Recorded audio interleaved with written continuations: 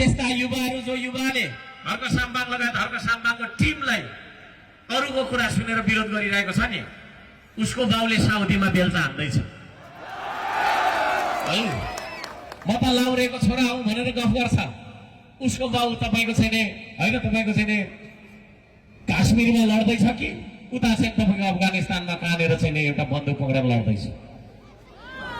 त्यसरी आफ्नो बाउको कमाई खाएर है ठाटिएर हिँड्ने युवाहरूलाई म भन्न चाहन्छु, त्यसो नगर्नुहोस्।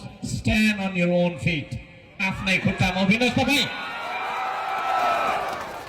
श्रम संस्कृतिले यो देशलाई सिङ्गापुर बनाउँछु भनेर आएको छैन, हङकङ बनाउँछु भनेको छैन, तर यो देशलाई आफ्नै खुट्टामा उभिने देश बनाउँछ श्रम संस्कृतिले। लेखेर राख्नु। माटो छोएर कसम खाऊ हामी सबैले, हर्क साम्बाङ झुटो बोल्दैन। मलाई मेरो पुर्खाले झुटो बोल्नु सिकाए, जे हो त्यही बोल भनेर सिकाएको छ। त्यसले गर्दाखेरि म जे हो त्यो बोल्दाखेरि मान्छेले विरोध गर्यो भन्छ है। अहिले त्यो आकाशमा भएको चन्द्रमा हो कि सूर्य हो? त्यो त घाम होला है। कसैले मलाई तपाईँको दबाब यतिको जना मान्छेले दबाब दिएर त्यो जुन हो कि जुन हो भनौँ भने म भन्नेवाला छैन, घामै हो भन्छु। त्यस्तो नेतृत्व यो देशलाई चाहिएको हो कि होइन? यदि त्यस्तो खालको तपाईँको सत्य बोल्ने मान्छे यो देशको नेतृत्व चाहिएको हो भने तपाईँहरूले चुनाव चिन्ह माटोमा, अञ्जुलीमा राखेको माटोमा अमृता राईज्यूलाई जिताइदिनुहोस्, केशव भण्डारीज्यूलाई जिताइदिनुहोस्, नेपालभरि उठाएका हाम्रा उम्मेदवारहरूलाई जिताइदिनुहोस् है। कसम यो माटोको देशको जनतालाई धोका दिने छैन।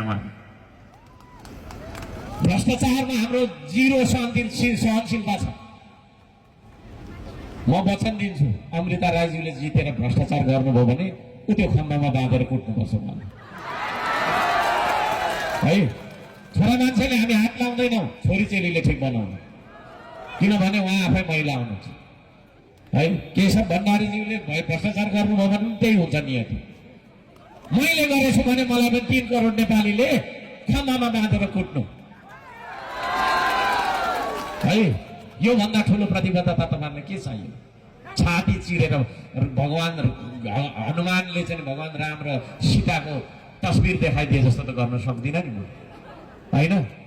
तर यतिका मिडियालाई राखेर 3 करोड नेपालीको अगाडि बोलेको एउटा वचन गलत वचन बोल्दिनँ, झुटो वचन बोल्दिनँ।